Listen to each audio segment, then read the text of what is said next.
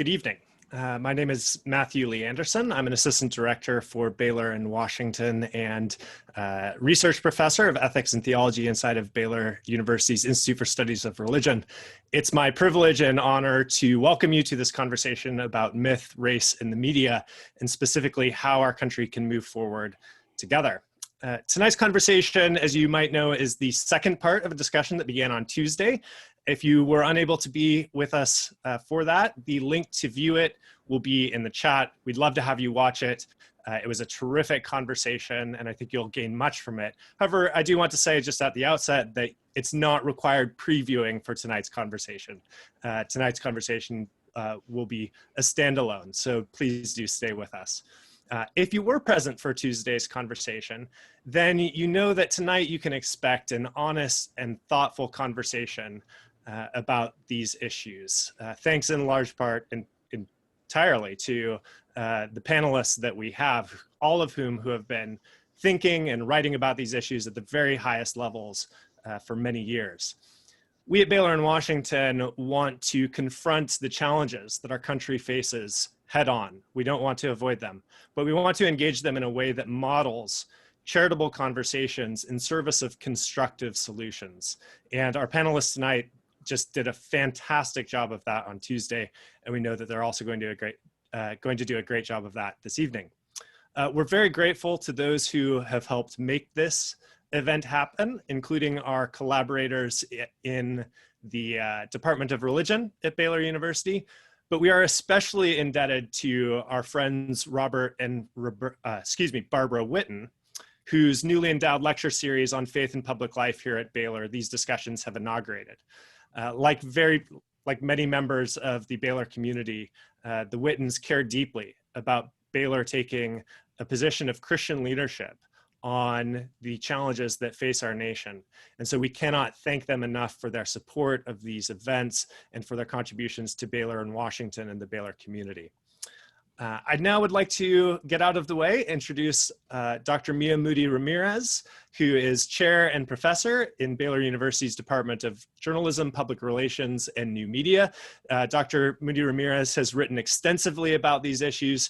She brought her expertise to our discussion on Tuesday as a panelist, but tonight she's going to be guiding our conversation, and we're very grateful for your time and your service, Dr. Moody-Ramirez. And with that, take it away. Thank you, Matthew. Once again, welcome to the second installment of Myth, Race, and the Media, from pandemic to protests. We are back today to continue our exploration on race in America. Events in 2020 have brought to the forefront the deep wounds of systemic racism that exist in America. The pandemic has forced us to slow down and to pay attention to actions and events that may have previously been ignored. George Floyd's death at the hands of police officers catapulted the issue of race into the media spotlight and served as an impetus for keen interest in systemic racism. Companies have examined their use of racist icons, streets have been named Black Lives Boulevard, and Confederate statues and monuments have been taken down across the country. During our last panel discussion on September 15th, we hosted more than 500 unique viewers. Feedback on social media platforms and emails has been very positive. So thank you for joining us if you joined us on Tuesday, and thank you for returning if you're back today.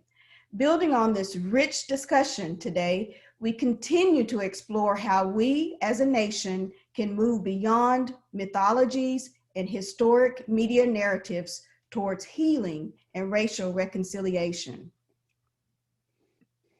We received dozens of questions during the last conversation that we were not able to address. Our hope is to get to as many questions today as possible. The questions posed are a combination of themes from the questions that listeners sent us during the last dialogue and some new questions that we came up with as a panel. Before we dive into our discussion today, I would like to reintroduce our panel.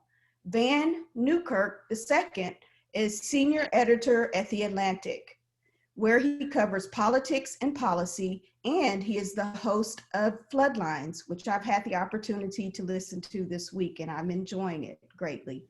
Dr. Greg Garrett is a Baylor professor and professional writer who teaches creative writing, film, literature, and theology classes at Baylor University. He is the author of more than 24 books. Welcome, Greg. We are pleased to have a new panelist join us today, Dr. George Yancey. Yancey is a professor of sociology at Baylor University. He has published several research articles on the topics of institutional racial diversity, racial identity, academic bias, progressive Christians, and anti-Christian hostility. Welcome, George.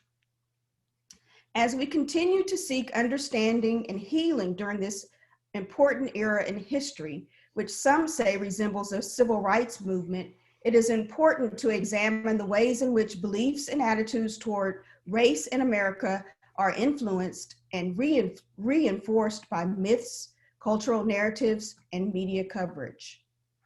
Greg, what do you think was the most important takeaway from our first conversation? Well, I mentioned last time that in my 31st year at Baylor, I'm teaching Huck Finn again. And one of the things that I try to get across to my students is the idea that Huckleberry Finn is immersed in all the mythologies about race that his culture holds dear. I mean, it's how they understand who they are. It's how they understand culture and politics and religion and racial matters. And while we can sort of think of that as, it's 100 and some years away from us, the truth is that many of the racial mythologies that we still deal with are current in our lives at this moment. So in the work that I've been doing over the last few years, we can look at incredibly racist works from our culture, like 1915's Birth of a Nation. Mm-hmm. And we can say that those are distant from us, and yet we can see how in very real ways neo-Nazis in Charlottesville in 2017 are expressing the same kind of racial mythologies. And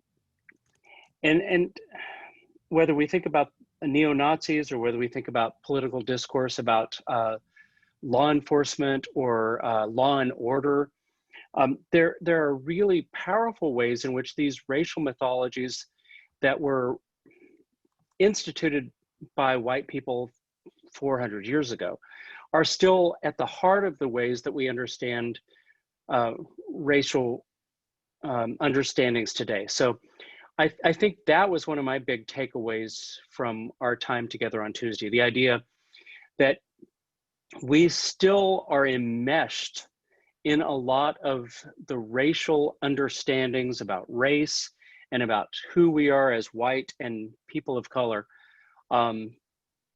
Whether or not we're conscious of them, we live and swim in this reality that our forefathers and foremothers have set up for us. Okay. Thank you for sharing that perspective, Greg. I remember reading Huck Finn as a student, and it had a long-lasting impact on my life. And I know that it is a controversial book, so I'm glad that you're doing some current research on that topic. Now I turn to you, Vann. Would you like to highlight anything from our first discussion? Yeah, so one point that you made was about the use and spread of disinformation. Mm-hmm. And I thought it was a really interesting topic and thing to consider, and something I'd like to have spent a little more time on, because we're talking about myths, and there's a temptation often to believe that myths just kind of spring out of nowhere, that we just are kind of born with them. That these things are kind of like preloaded into our society or brains. But every myth, especially the types of myths that we are talking about, the types of attitudes, narratives that are driving racism, racial disparity, they are all crafted at some point in history by purposeful disinformation. And right now, I mean, we're watching the rise of a whole new set of mythologies on social media at lightning speed.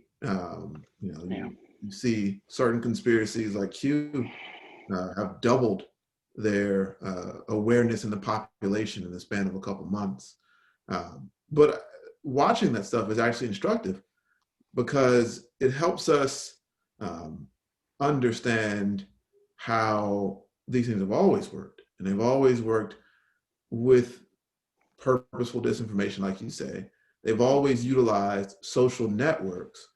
Now we're talking about social networking as a manifestation of that, but social networks have always been important. And they've always seemed to have some type of special purchase in moments like ours. And I think as we look forward, the ways that disinformation is used and can be countered, that's a thing that I'm interested in thinking about. Okay, great. Thank you, Vann. I agree. That is one good reason to have part 2 of our discussion, to explore some of these topics that we didn't get a chance to spend enough time on Tuesday. And this use and spread of disinformation and the new myths that are surfacing is one such topic that we didn't get to spend enough time on. Thank you both for sharing those summaries. Now let's talk about what it means to move forward together tonight. As we start this conversation, it's important for us to have some sense of the challenges that we face. Greg, briefly, how would you describe the central barriers or roadblocks to racial justice? Well, Mia, thank you for asking. And of course, I'm speaking largely out of my perspective as a white, middle-class, middle-aged man. But I've been doing a lot of conversations with white Christian congregations and white social organizations recently who are wrestling with where they are and how they understand the movement forward. And so there are several things that are challenging for white people as they move forward. And the first thing is that I think a lot of white people are wrestling with what has been described as white fragility. The idea that to talk about racism is an implication that they themselves are racist. And one of the things that I've learned over the last 4 years as I've been working on race and culture is that it is less about individual racism and more about the systemic and institutional problems that we wrestle with. But, you know, the best-selling book, White Fragility, talks about how hard it is to get white people just to deal with the reality of racism in America because they do not want to take on their, the idea of racism for themselves. And that leads sort of to the second idea, which is the resistance to institutional racism. And we've seen this recently in political terms, where people have said that America is not a racist country. And again, I think what this feeds back into is the idea that individual white people do not want to think of themselves as racist. And yet it is very clear that when we look at the experiences of people of color in the pandemic, in the economic realities that have been related to this, there is this very strong sense in which people of color have a very different experience of America than white people do.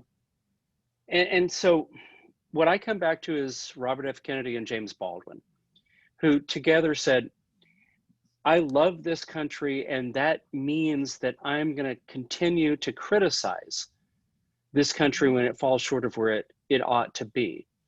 And I would love for more of my white brothers and sisters to live into that understanding.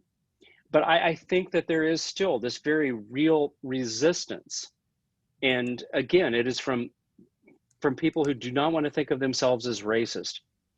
And then the very last thing is, of course, the systems themselves. So whether it's Michelle Alexander talking about the new Jim Crow, or Richard Rothstein talking about the various ways that people of color have been segregated from white people, or from Robert P. Jones talking about how white Christian America has pushed away people of color because they did not want them to be part of the America that they understood.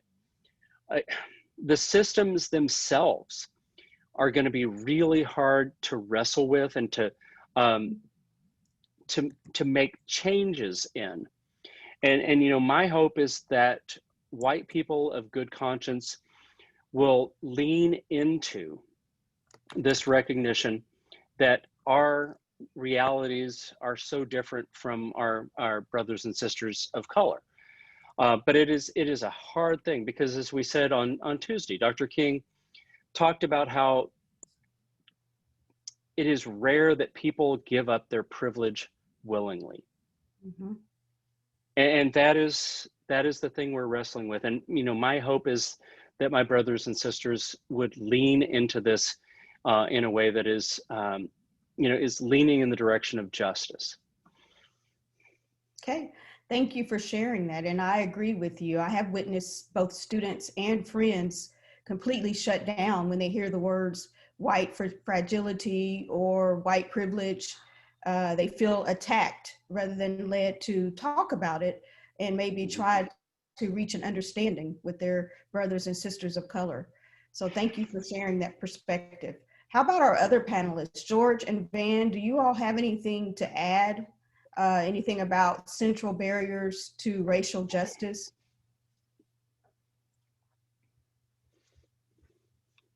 I guess I'm on. Okay. Yeah. Vann kept his mute, so yeah. Okay. So he's signaling, I want you to talk. All right. I think, looking at this in the largest sense, when you have centuries of racial abuse and systematic frameworks that have been left behind from these centuries of racial abuse, how do you deal with it? How do you deal with it in a way that is fair and right for everybody? And that is the difficulty we have. And we've done a poor job of dealing with that. And the poor job goes across our society. And so I think that is the sticking problem. We don't communicate well with one another. We don't communicate because we don't listen to one another. And so the way we communicate with one another turns each other off. And my thing is, can we find what I call sustainable solutions? And that's solutions that, of course, you're not gonna get 100% compliance, but can you get 80%? If people say, okay, well, I'm gonna work together on that solution. My fear is what happens is that you get certain individuals who win out temporarily and try to impose solutions. And then you get 45% of the country that does everything they can do to sabotage it. That's not sustainable.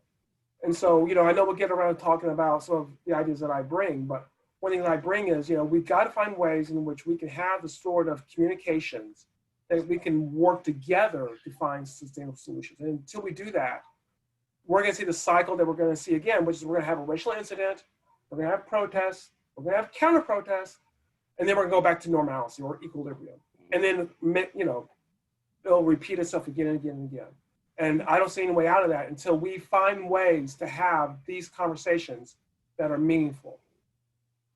Thank you. I would like to follow up. Do you think the George Floyd incident, do you think that has been a watershed moment? Are you seeing any differences now compared to what we've seen previously, like with the deaths of we've had so many deaths. Trayvon Martin. Yeah, Trayvon Martin and Michael there's a big uproar there.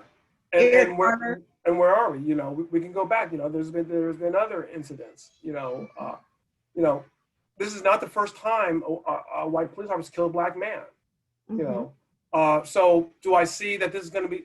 We've seen the backlash already. We've seen the articles. That Floyd was high. We've already seen the backlash. We'll go back to normality. We're going to have a presidential election in about a month. This is going to fade into the background. So no, my answer is no. Are there a few people who may get on board a certain way? Yeah, but no, I don't see this as a watershed moment. Sorry. Okay. Well, thank you for sharing your perspective. Vann, do you have anything that you would like to add? Well, I think my perspective is it's difficult to know when you're in a watershed moment. And hindsight will aid us in figuring that out. I think the protests after Trayvon Martin's death were a watershed. And so I think the conversation we're having should take into account the fact that while there haven't been major legislative policy shifts, while the material conditions of inequality are as persistent as they were 6, 7, 8 years ago, perhaps more in some cases, while those things are true, you do still need to have people from the communities affected by, say, police brutality present in conversations and moving and living in a way that is going to make a mark on posterity in order to have anything happen in the first place.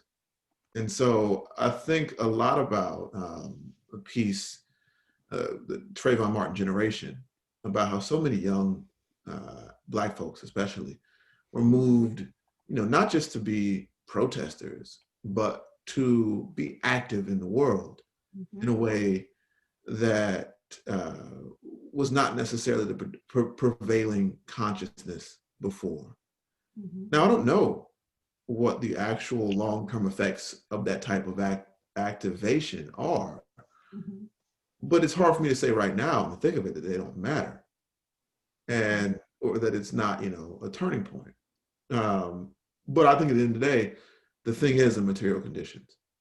The real thing, the real hurdle, the real obstacle we're talking about is not necessarily hearts and minds. Hearts and minds matter, I guess. Like George says, to if you want to stop the cycle of action and reaction and revolution and counter-revolution, you got to change some people's actual how they perceive events. But that said, if we're having a whole lot of good conversations about race and Black folks are still paid 60 to 70 cents on the dollar to what white folks are paid, and you look at every single metric of health disparities and Black folks still live 7, 8 years shorter lives than white folks, then none of these conversations matter. All right. Thank you for sharing that. And when I reflect on police brutality, I think of like 4 different cases that people might say served as watershed moments. I think of Rodney King, because we ended up with some hate crime legislation. Trayvon Martin was that signaled the beginning of the Black Lives Movement. And then with Michael Brown, that popularized the Black Lives Movement. Yes. And then with George Floyd, we're seeing more unity. We're seeing more white people and young people and people across the nation participate in the Black Lives Matter movement. So I do see some progress, whereas it's 1 step forward, 2 steps back, but I do see some shifts in what's going on. Thank you all for sharing your thoughts. We'll move on so that we can get through all of our questions. George, you've written about mutual responsibility as a framework for racial reconciliation. Can you unpack what this is and why you think it would help in this discussion? Sure. And understand that I'm going to try to do briefly something that I've written books about. So okay. There's going to be missing gaps. Just understand that. As a professor, I want to do all the sort of caveats and stuff, and I can't do that. Okay. I've always talked about we've had centuries, of racial abuse, and it leaves this great question: how do we adjust to that? When I go to my white Christian conservative friends, I say, all right, look at all this. How adjust to that? And they can't get on board with the notion of systematic institutional racism. From them, unless it's someone who's saying, the N-word or saying I'm not gonna hire you because you're Black, then it's really not racism. On the other hand, we know from history that just because you've had these histories of racial abuse and the abuse group gain power does not mean that you get justice either way, because we've had plenty of examples of recriminations, of people going overboard the other way. Just as a micro case of this, the shooting in LA, those 2 cops, in reaction to what cops are doing, I think everyone agrees that that's injustice. That's injustice to those cops who were just sitting in their car. So, so to pretend that we can't have injustice the other way is naive. So how do we do this? If you look in society, there's 2 groups. There's those who say, let's ignore race. I call this colorblindness. There's those who say, unless it's actually, you are punishing someone because of their race and we can prove it, it's not racism. On the other hand, there's what's, and the term has changed, but we, call anti-racism, which is, let's focus in on race and make it the focal point. And things such as white fragility and focusing on that. And these 2 groups coexist right now in society, although, it's not that we've had good conversations and the problems exist, we've just never had good conversations, because anti-racism, it used to be Black power. So it's nothing new. It's just the forms have changed. And of course, colorblindness, there's some evolution of that, but still, we've not had. So here's what I'm saying. We have a responsibility that's mutual, not the outcome, that's mutual, of learning how to talk and listen to one another so that we can find solutions that we can be comfortable with. And it may mean that we compromise on things that are not as important so we can get people on board. And we have to learn a new mentality, because this mentality of just going to war with each other, it ain't working. It just ain't working. And research shows that it isn't working. The way you convince people to come to a conclusion, you build rapport, you agree with them when they're right, you find what you have in common, and you break down barriers that way. You do not shout at them, you do not name call them, you do not dehumanize them. That is not bring people to your side. So we've got to enter into a new type of conversation. Now, the practicality, how do we do this? I mean, I think that's a great question, and I'm working on that. I won't go into my story, but I've been drawn back into this conversation where I sort of gone away from it. Sort of like the scene in Godfather 3, just when I thought I was out there, dragged me back in. So I'm going to be working on that. That's a good question, but we got to start changing our mentality, or the cycle just. I'm pessimistic. I think the cycle just keep going on until we change our mentality. So that's in a nutshell, without the caveats, is what I'm talking about. Okay, great. I like that. I like the idea of building a rapport, finding out what we have in common, and also being willing to compromise. So I think your suggestions are very relevant and would be helpful in reconciliation. Next, Vann, you said on Tuesday that race itself is one of the myths that bind us, that race does not determine our metaphysical or even physical selves. Can you expand on that thought for us? Yeah. So at the end of the day, we have to realize that race was made. All of our conceptualizations, especially in America, of what it means to be white, what it means to be Black, what it means to fill out any of the boxes on the census. Number one, they didn't exist that same way 50 years ago. Number two, they were created purposefully by policy. That's not to say that race is not real. There are a lot of constructs in society that were created by society, but are very real. Taxes, not really real until you pay them. But what I mean to say is that the idea that there are irreconcilable, almost genetic differences in how people behave, in how assimilable people are into society, in how people respond to certain stimuli, they are all made up. And to the extent to which people have behavioral differences across groups, most of it's based on the conditions you had growing up, whether you had money growing up or not. Mhm.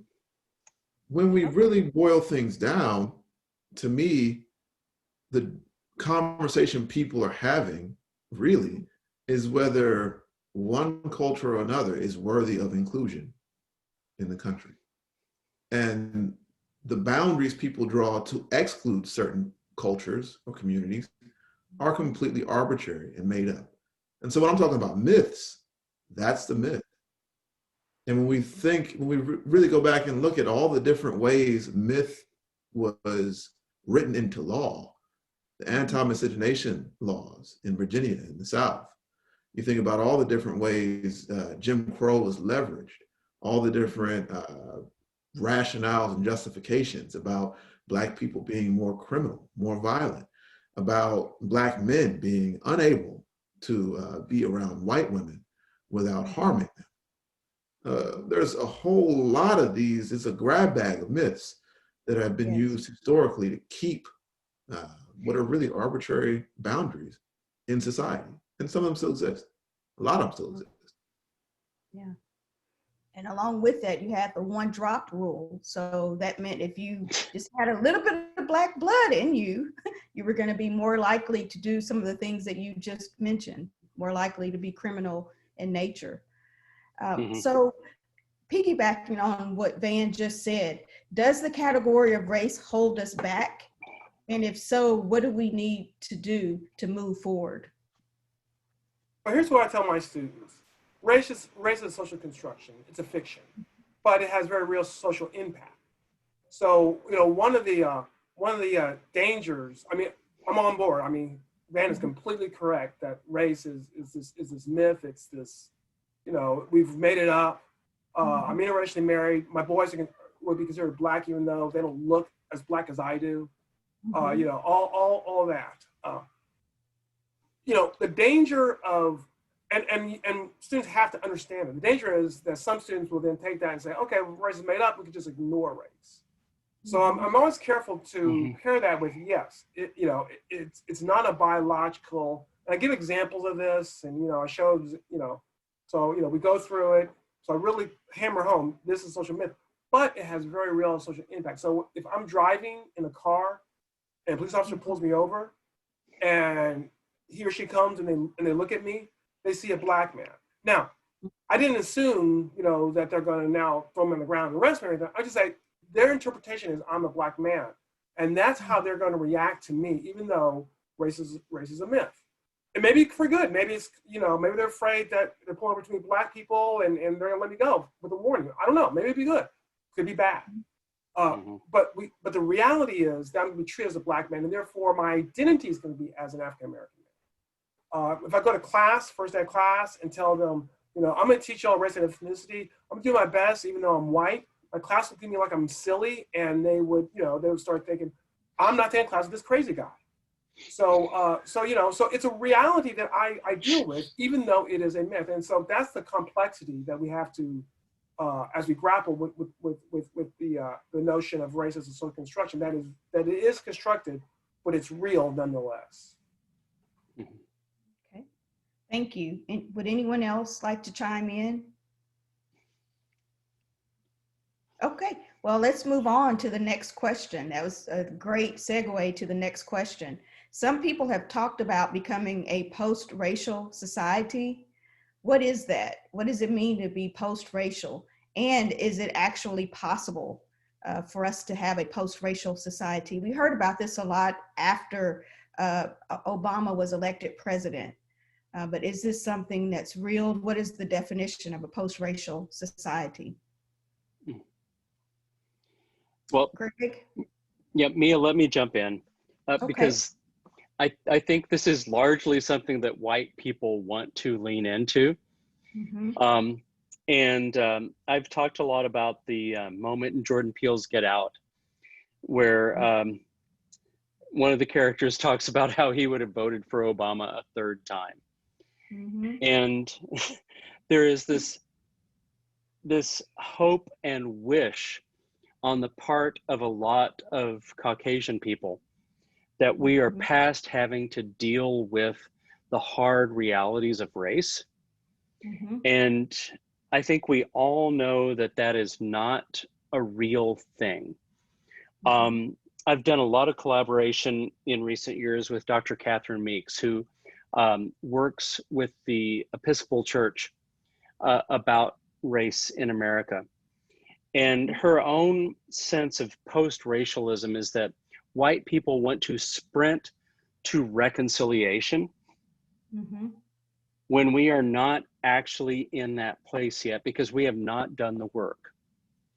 And so just from my own work in sort of terms of film and culture and race, white people are really drawn to films like Driving Miss Daisy and Green Book, in which white people have an epiphany about race. And then there is this, in terms of the story, there is this closure. It's like, oh, great, racism is done. So like this white person had an understanding about racism and it's done. And it comes back to what we were talking earlier about individual racism versus systemic or institutional racism. But what I love about what Catherine Meeks says is she says, white people want this to be a sprint, and it is a marathon. Yes. It is like an ongoing conversation that has to be had over and over and over again as we move in this direction. And so I think just in terms of speaking as far as I can for white people, that post-racialism is the desire that lots of white people have, so we don't have to talk about this anymore. But it doesn't fix the institutional problems in terms of how people of color live day to day in our society. Okay, thank you, Greg. Would anyone else like to share something? Vann?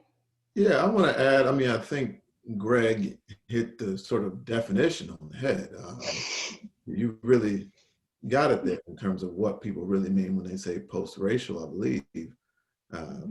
It's the idea has been on my mind for a while, thinking about the ways currently that racial disparities, racial inequalities still are enforced in America.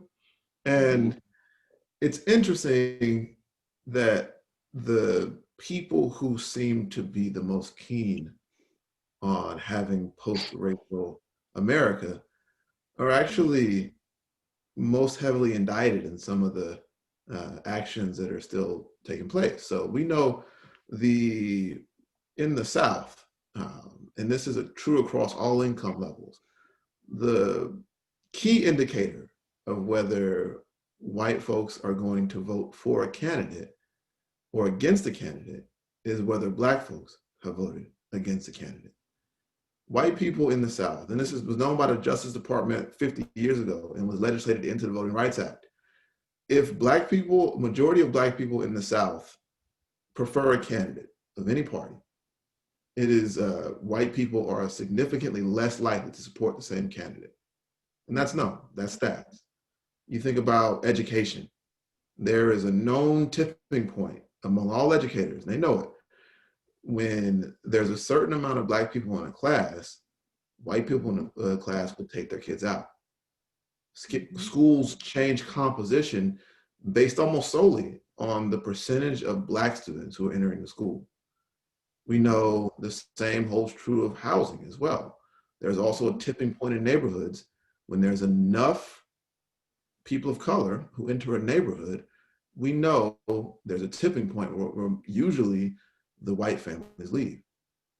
And these are not usually, you know, the people we like to believe are the purveyors of racism. They are not the poor truck driving, you know, bigots. Those are not the people who are in the neighborhoods in the first place. And so your point about Get Out always tickles me, because it's really the Tony, you know, fall foliage neighborhoods that are doing a lot of the stuff here, and they kind of want to have it both ways. Mm-hmm. Okay, thank you for sharing that. George, would you like to chime in on that Sure. question? Yeah. Okay. Do I believe post-racial society is possible? I have to, because I've seen how it can happen. You know, in a sense, it used to be the Irish were not considered white. Today they are. Italians were not considered white. Today they are. So you can't have it through assimilation. You can develop a post-racial society that way. I'm not saying that's going to happen. I'm saying that, you know, I can't say it's not possible, because, you know, you can see examples of that. Mhm. I do think that, you know, when you consider you know, here's the issue. You know, when you look at, say, the Irish, they were here for about 3 generations or 4 generations that they begin to assimilate. African Americans, Native Americans, and to a large extent Hispanic Americans have been here much longer, and they've not assimilated. So that tells you that there's these certain barriers that have to transcend. Now, I'm not advocating that type of assimilation. I am saying that there are certain barriers as to why the natural process has not happened, especially for African Americans, more so than perhaps any other groups. You know, that there's been this sort of unique experience with European Americans, and not downplaying some of the tragedies that have happened to Native American, to Indigenous folks, and Hispanic Americans and Asian Americans. But I'm just saying that that's what the research says. Okay. You know, I think to get there in a healthy way, that's not just merely melting together. And there's going to be some factors where we do have to melt together. You know, there's no going to be pure pluralism where we all speak different languages. You know, there's going to be some ways we have to work together. So just be practical about that. I think to get to some sort of healthy way where we have a certain amount of melting, but also a pluralistic expression, is going to take a lot of work, and finding those sustainable solutions that I'm talking about. We're a long way from that. We're a long way from that. So possible, yes. You know, it would be intellectually irresponsible for me to say it's not possible. But do I see it in the near future? You know, I don't see it in my lifetime. I hope to see it in my grandkids' lifetime, that we can work it out. It's a long process if we get there. Okay. Goes back to what Greg said. It's a marathon and not a sprint. So we're seeing some progress, but we're not anywhere near where we need to be. So now we're going to move on to the next question. Are there forms of racial reconciliation conversations that we should avoid? And George, I guess we'll pose that question to you first, since that's one of your key areas of research. I think, like anything else, you have to enter into conversations carefully. You know, the first time you meet someone, you don't ask, you know, how much money they make or something like that. You know, so obviously, you know, you don't just jump into intimate conversations. You know, you go on a first date. You know, you know, you don't ask how many kids you want. You know, I mean, just some things you just have to lead into. But I think ultimately there should be no conversation that's ultimately not on the table, because once you take conversations off the table, then we can't have conversations. So once again, just be, you know, I'm not saying that, you know, the first time you meet a person of color, you ask for their most intimate, you know, way racism has touched, you know, it's personal to us, all right?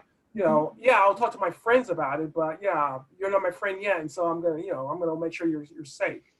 We gotta find out how to have those conversations. But no, I don't take any conversations off the table, because ultimately we gotta work through this stuff. Okay, thank you. Greg, do you have anything to add, or Vann? Yeah, let me jump in, just because the work that I've been doing over the last few years, and Vann and I have actually been involved in this, is trying to find some ways that we could have conversation with people, sort of bringing in different kinds of stories. And so, you know, I mentioned, you know, at the outset tonight that 31 years of teaching Huck Finn. Great stories give us the opportunity to have deep conversations about the things that matter to us. And so, you know, whether we're talking about Guess Who's Coming to Dinner, or Do the Right Thing, or Get Out, there is a very powerful sense in which external stories give us the chance to have the conversations that are hard for us to have, just sitting across the table from each other. And, you know, I mentioned the Thanksgiving table earlier. You know, my family and I are very different in cultural and religious and political ways. And if we start talking about where we are in those places at the Thanksgiving dinner over, you know, cranberry and turkey, things are going to go very bad.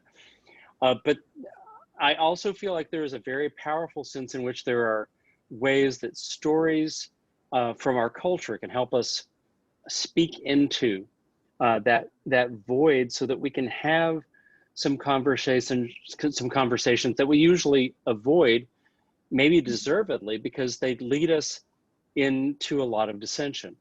And this is artificial in a sense, because, you know, what Vann and Corva Coleman, who moderated our conversation on Tuesday, and I have done before is to sort of set up a set of conditions where we're going to share a story and we're going to talk about it. But I think it's possible for us to do to do that in other ways. So we can talk about Black Panther. We can talk about the works of Ava DuVernay, and we can talk about different stories in which Black Lives Matter. And I mean, and not to throw my mom under the bus, and she is not on our call tonight, and I will tell her that I said this, but she and I share a conversation about you know, like cultural connection points, and I think that is a really powerful thing that we can do. It's like when my mom sees a movie or watches a television show, or just simply sees some news, like when she sees the video of George Floyd. There are a lot of possibilities for us as white people to have these really powerful conversations about race in America. Okay, thank you. Unless someone has something else to add, we're going to move on to our questions. We've received several questions from our virtual audience, and I want to make sure that we have enough time to address these questions. The first question is, how can I explain to my agnostic 27-year-old why I can support claims for race equality from a Christian perspective, but not embrace the Black Lives Matter movement blindly due to the fact that they have allied and support the LGBTQ plus agenda? To her, it's the same issue.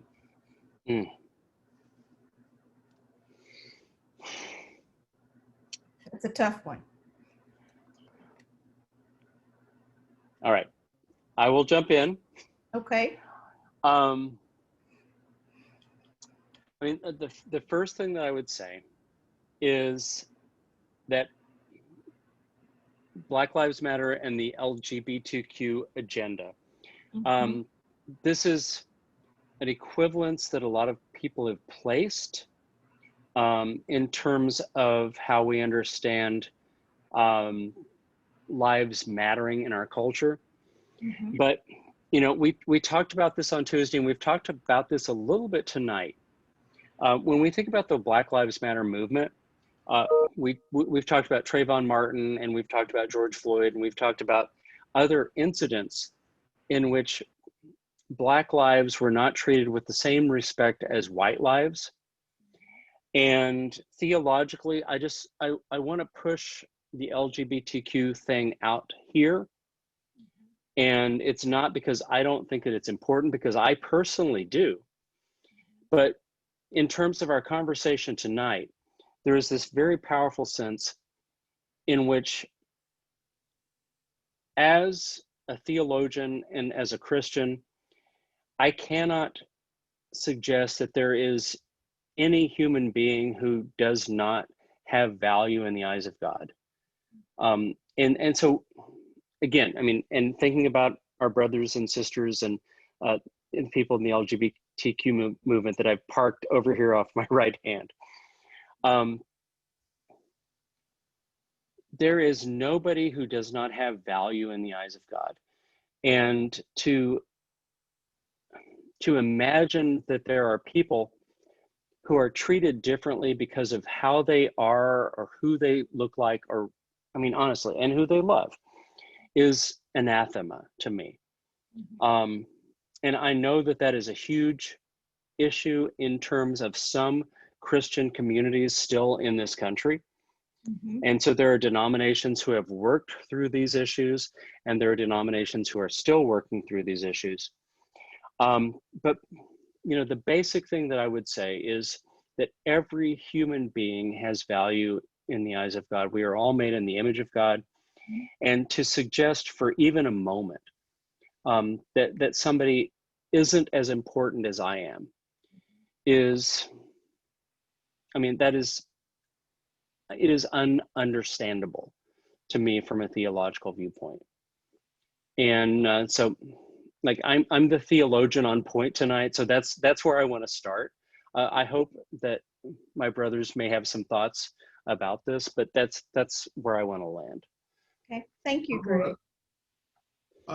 So this is a panel where this is a question where I'm dearly missing our good friend on these panels, Kelly Brown Douglas, because to me, she has written some of the best things I've read about, especially how the Black church deals with LGBT issues. And I, since she's not here, I guess I'll just give the quote and give her props on email later. But what she wrote was, let me find it. Just as white racist culture has historically refused to admit the humanity of Black women and men, and thus has variously denied that Black people are created in the image of God, so too does heterosexist culture repudiate the humanity of non-heterosexual men and women, and thereby implicitly disavow that they, as non-heterosexuals, are created in the image of God. To me, that's a good starting point for the conversation.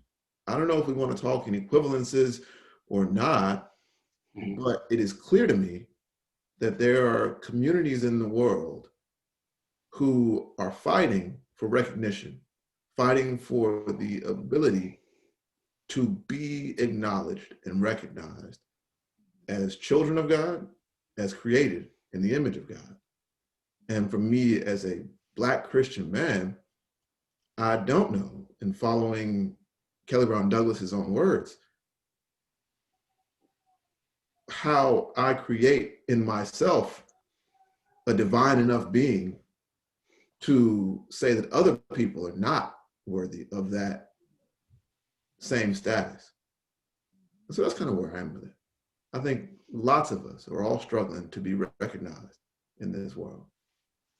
Thank you for sharing that perspective. George?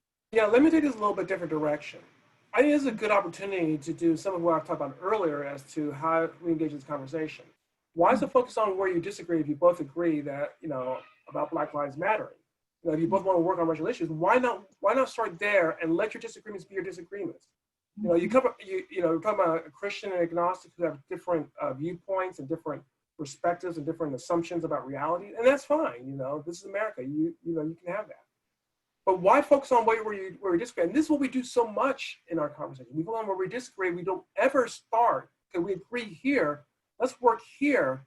And then our disagreements, we'll have them and we'll figure it out. But once we start working here first, it becomes easier to talk about those other things later on. Why focus on where we disagree first, and then we don't come together? And so that's where I would take this conversation. You know, I won't get into the whole debate. You know, as far as theological debate, I have my own beliefs, and that's fine.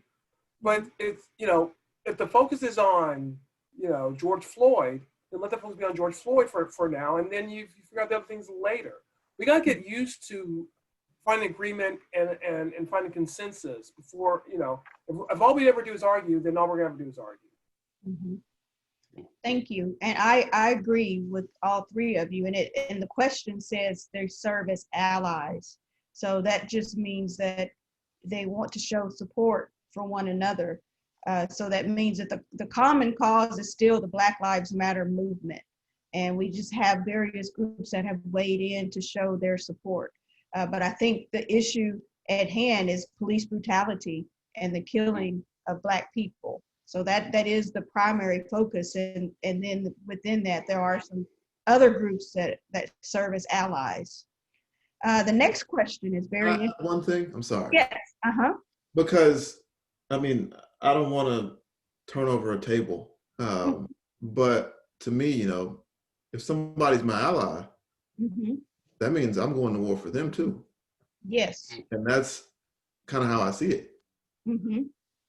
If we were allies and my response to your struggle is to tell you to wait, think about the words of Dr. King, you know, when he pushed back against people telling Black folks to wait. How do we reconcile that? That's a good question. Yeah, I guess where I would go is, you know, the whole idea of going to war. You know, I think that's part of where we got to start rethinking things. You know, finding consensus is different from going to war. And so we find consensus where we can. And then we build out from there. And so that's what I hope we can start moving away from. I know that look, I get into discussions all the time. So I'm not dismissing the frustration of dealing with people who are very obstinate in their perspective. But we got to start somewhere. And to me, if the consensus is offered, let's grab that first, and then we can figure out some of the other things. Okay, thank you, George. Let's move on to the next question. What's the difference between being a Christian and an evangelical? Is the Baylor leadership at ease with President Trump?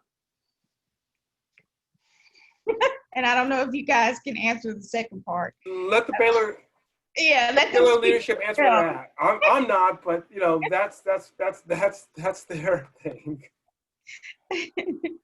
Oh, you can't speak for Baylor. Even as far as the question, Christian evangelical, I mean, there is a sociological answer to that question as far as evangelicals are a subset of Christianity with certain beliefs and mindsets. Not all evangelicals believe the exact same thing.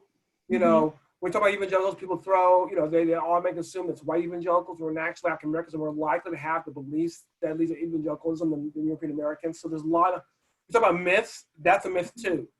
You know, that there, I mean, we could talk about, and we should talk about the way that African Americans are just thrown together in stereotype, but there is a stereotype of evangelicals that they're all white and they all vote for Trump and stuff like that. You know, there are certain myths there too. And so, you know, there is a sociological answer to that particular question. The Baylor question, leadership question, you can ask them. Okay, thank you, George. Anyone else have something to share? Can we get President Livingstone on the phone? Exactly. And ask that question, Greg? Yeah, I will leave that up to the president and the provost. Yes. That is way above my pay grade. Yes. All right. So the next one, what are the new myths? You guys mentioned earlier that there are some new myths that are common. And could you name and illustrate a few and explain a bit of their origin? So the one I was referencing earlier was Q, which you know, explaining the actual genesis and the beliefs of it is maybe a bit beyond the scope of this conversation, but safe to say it is a wide-ranging conspiracy theory about the upper levels of United States government, et cetera, that really gets into some interesting areas with social media and you know, politics. It's become a lot more common, subscribed to in the last just couple weeks, really. People who study social media disinformation, social media conspiracy theories are fascinated and also a little alarmed by how quickly it spread. But beyond Q, I mean, I think you've got a lot of emerging narratives. I think about like the migrant caravan, which the idea that there was that this group of people embarking on this journey through Central America was coming to like knock down the barriers to the southern United States and was the tip of the spear for this invasion almost. That's how the language was of the US. Yeah. That was a myth. Mhm. There's lots of myths like that now that have been employed in the election. You think about, there was one a couple weeks ago about people taking planes to go vote illegally. These are all part of a developing larger mythology. And if we view them as sort of like loose ends that don't have a guiding principle behind them, then we miss it. Thank you. Thank you for sharing that. Anyone else want to chime in? If not, we will move on. We just received some more questions. We have lots of questions. This is a good one. The person asked, is it important to address racism on individual, institutional, and systemic levels? And how do we prioritize these different approaches?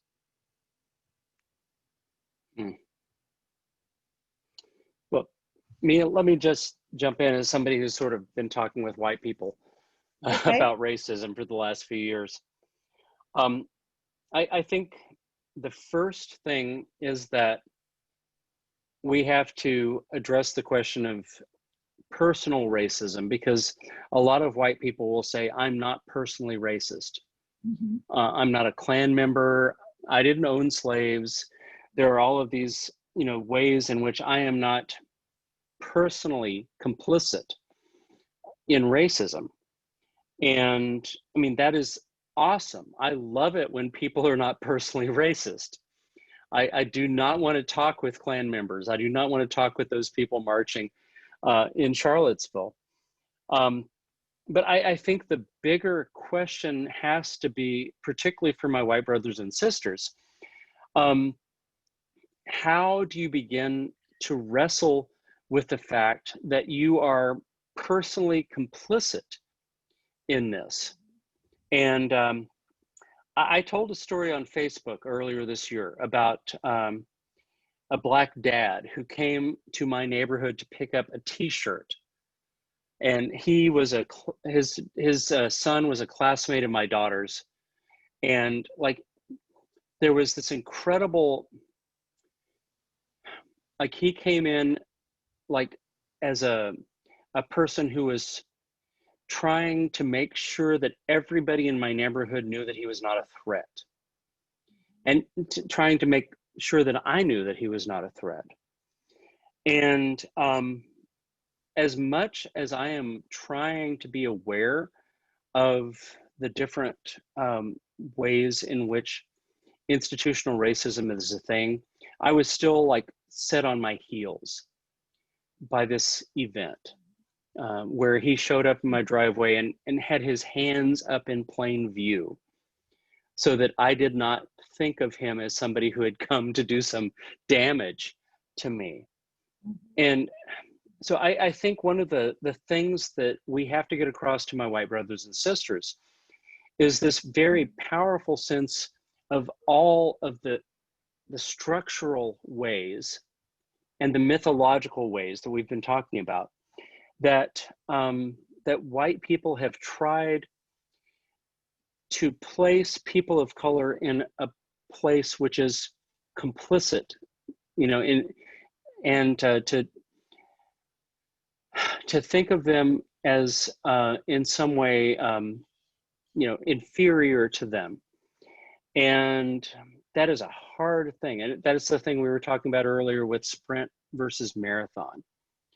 It is one thing for somebody to have when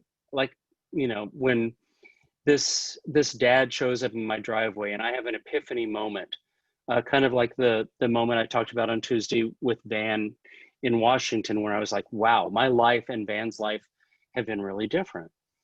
But I think there is this really important sense in which we have to step away from just the simple question of individual racism, which is where the white fragility idea comes in, and move heavily into the idea about how we unlock all of the different ways that white people have set these barriers in place for people of color. And that is going to be the hard thing, and to release the privilege that white people have had is going to be a hard thing. But it is absolutely the place where we need to go to if we want to reach a place of justice and peace. Okay, thank you. Would anyone else like to share their thoughts on that topic? Yeah, I mean, I think I'll echo a little bit of what Greg said in that, my focus is not as much on individual racism, not that individual racists do not exist. Of course they do, but let's be honest. The worst thing you can call someone in this country that's legal is a racist. The worst things I can think of than calling them racist is stuff that's illegal, like being a child molester.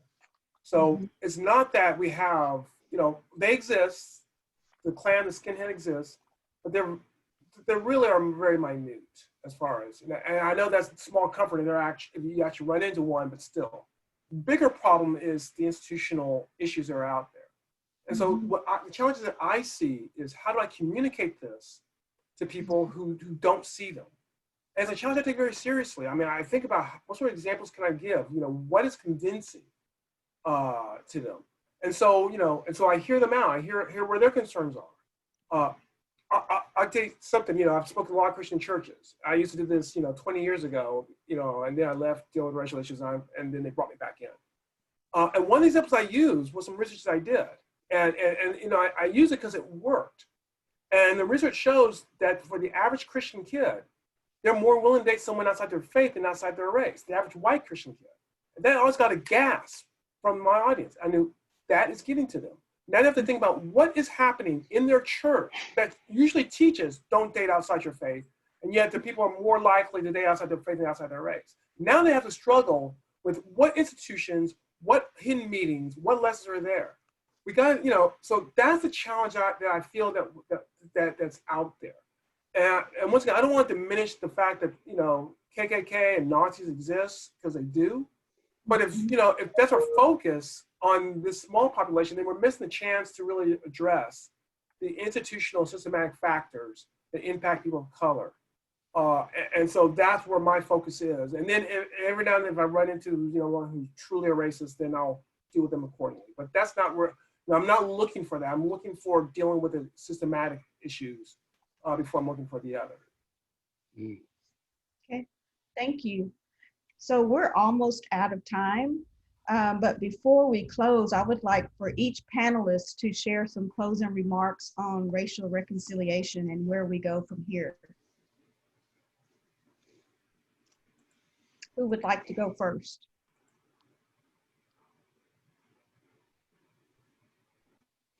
All right, I will jump in. Okay.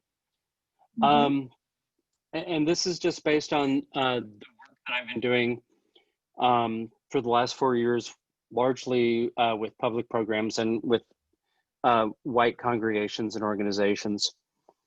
I think as we think about the history of race in America, there are a number of things that white people need to do to step into this history. And so the three big things that I'm looking at are remembrance, repentance, and repair. And this has grown partly out of the work that I've done in showing films and talking about 100 years of film history in America. But one of the most important things that we can do in terms of racism in America is to say, here is what we've done. So remembrance and repentance. In the Christian tradition, we repent and we pledge to do better. And then repair. It's like, we have done these things and we want to do better? What can we do to bring this to a place that is better than where we have been? What can we do to move forward? And so in the research that I did for my book, I talked with a number of people at Georgetown University. Mm-hmm. And Vann knows about this because, of course, that's sort of local for him. But in the 19th century, Georgetown University sold several hundred slaves to cotton country, to the worst possible reality that a slave could be in the 19th century. And they did so to save the university because it was on the verge of bankruptcy. And what they've done in the last 5 years is to recognize, so remembrance, repentance, repair. They recognize that this thing we did was awful, and let's talk about how we repent of that, and let's talk about how we make it better. And one of the things that I'm really excited about at Baylor University, where George and you and I are, is we are one of the few antebellum institutions of learning west of the Mississippi. And because of that, we have this slaveholding history. And one of the things that we are wrestling with and leaning into is how do we understand our past and repent of it and try and make that better. And what that looks like, the making it better, the reparations thing looks like a lot of things. I mean, so we, in the past couple of days, we've talked about Confederate monuments, and we've talked about all sorts of ways that we can move forward. But that is a very powerful thing. And I hope that a lot of my white brothers and sisters could lean into the ways that we understand this from our faith tradition, and recognize that we repent and we do better, that we move in a different direction because of the things we believe. And so that's sort of where I would leave that. Okay. Yes, we turn from our wicked ways and we pray. That's something that I think can help us go a long way. Thank you for sharing that, Greg. George? I guess, and part of what we're talking about is, how we move forward.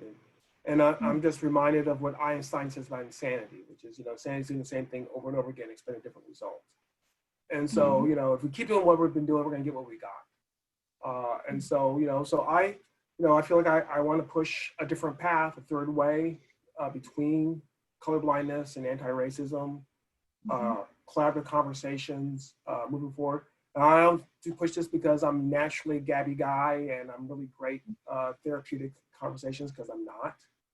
But to me, and the research seems to bear this out, through the failure of previous diversity programs and other efforts to create what we say we want, that we need different thinking. We need to think outside the box. And so so I'll just leave it with that. If people are interested in some of these new ideas, I'm pretty easy to find right now. But yeah, I just think that we, my pessimism is because I just see us doing the same thing over and over again. And and thus I have no hope that we're going to get different results. And we can talk about, the things that happened with the response to Trayvon Martin. And, one response to Trayvon Martin is Donald Trump. So how, are we really learning? So I am pessimistic because we're just doing over and over again. So I don't want to be a Debbie Downer, but my upper is, I think there's a different path. And so I'll leave with that. Okay, thank you, George. Okay, Vann? To me, the ideal way forward for all of us who want to be better citizens in the world and who want to be on the side of the ledger of justice and equality. And I imagine if you are on this particular Zoom, you're trending towards that want, is the idea of radical hospitality. Mhm. It's engaging yourself, making it a purpose of your life to be a servant of others. There is no way to be a servant of others, to truly serve others, and to serve racism. And so I think if we make it incumbent upon ourselves to be radically hospitable, to bring people into our homes, to give what we make in this world to other people, to do it so that other people can be just as happy as we are. I think that creates the conditions under which we can begin to have all the conversations we've been having now, what Greg's talking about, making it so that we are addressing and talking about past harms and past hurt, how we put together roadmaps for the present and the future, and how we begin to repair. To me, you can't repair without good tools, right? Yes. And for too long, a lot of us have had really big tool sheds Mhm. and have not really wanted to go fix other people's houses or let them borrow those same tools. So for me, I don't love talking a whole lot about individual racism, as we talked about the last question. It's not something I really engage with a whole lot with in my work, because a lot of that is people who, on many levels, and not just the level of race, Mhm. have no sense of duty towards other people. And that's the foundation to me. Okay, thank you. So we'll reflect on remembrance, repentance, and repair, and add to that prayer. I think it's going to take a lot of prayer. So we're out of time, but before we close, I would like to once again thank Robert and Barbara Whitten for their generosity and support for this series. And with that, we're going to close out. And thank you all for joining us this evening. We've had a great virtual audience and a great panel. I would like to congratulate our panelists on a job well done. So thank you all for joining us.